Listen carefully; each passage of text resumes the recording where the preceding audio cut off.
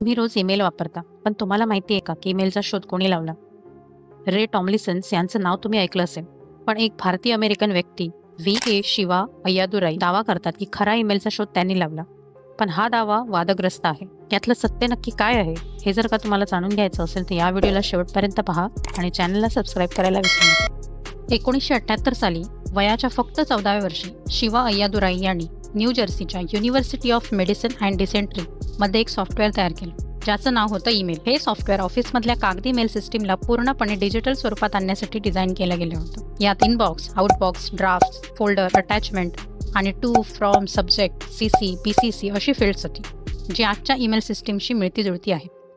1982 मध्ये अय्यादुराई यांना या प्रोग्रामसाठी आणि त्यांच्या युजर मॅन्युअलसाठी US कॉपीराईट मिळालं.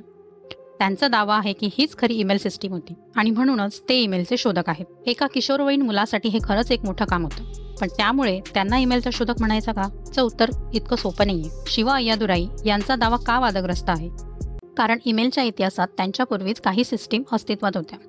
1971 मध्ये रे टॉमलिन्सन्स यांनी अर्पानेटवर पहिली नेटवर्क आधारित मेसेजिंग सिस्टीम तयार केली आणि @ चिन्हाचा वापर करून मेसेजेस विशिष्ट युजरना पाठवणं शक्य केलं आणि हाच ईमेलचा पाया मानला जातो.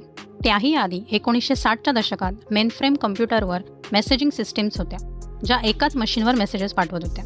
काही जणांचं म्हणणं आहे की अय्यादुराई यांचं ईमेल सॉफ्टवेअर जरी प्रभावी असलं तरी फक्त UMDNJच्या स्थानिक सिस्टीमपुरतं मर्यादित होतं. ते इंटरनेट किंवा नेटवर्कवरती काम करत नव्हतं आणि त्याचा आधुनिक ईमेल प्रोटोकॉल्सवर थेट प्रभाव पडला नाही.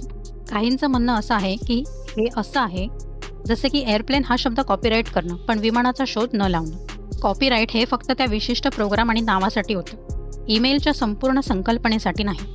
अय्यादुराई यांचं म्हणणं आहे की त्यांची सिस्टीम ही पहिली होती जी ऑफिस मेल सिस्टीमला पूर्णपणे डिजिटल आणि युजर फ्रेंडली बनवत होती. त्यांच्या मते यापूर्वीच्या सिस्टीम फक्त टेक्स्ट मेसेजिंग होत्या, खऱ्या ईमेल नव्हत्या.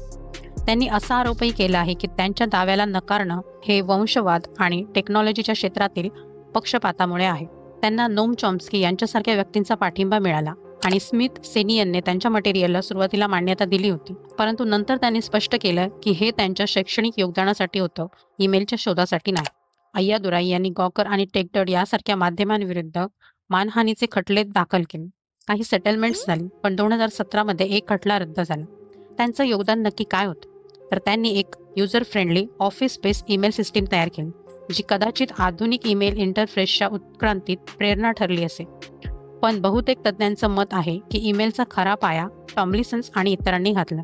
शिवा अय्यादुराई यांचं योगदान नक्कीच महत्त्वाचं आहे, पण ईमेलचा शोध कोणी लावला हा प्रश्न अजूनही वादग्रस्त आहे. तुम्हाला काय वाटतं? अय्यादुराई खरंच ईमेलचे शोधक आहेत का? खाली कमेंट्समध्ये नक्की सांगा. आणि जर व्हिडिओ आवडला असेल तर व्हिडिओला लाईक करा, शेअर करा आणि तुम्हाला जर असाच कोणता तरी टॉपिक सुचवायचा असेल तर ते सुद्धा नक्की कमेंट करून सांगा. मी त्यावरती व्हिडिओ बनवायचा प्रयत्न नक्की करेन. आणि व्हिडिओला शेवटपर्यंत पाहिल्याबद्दल थँक्यू.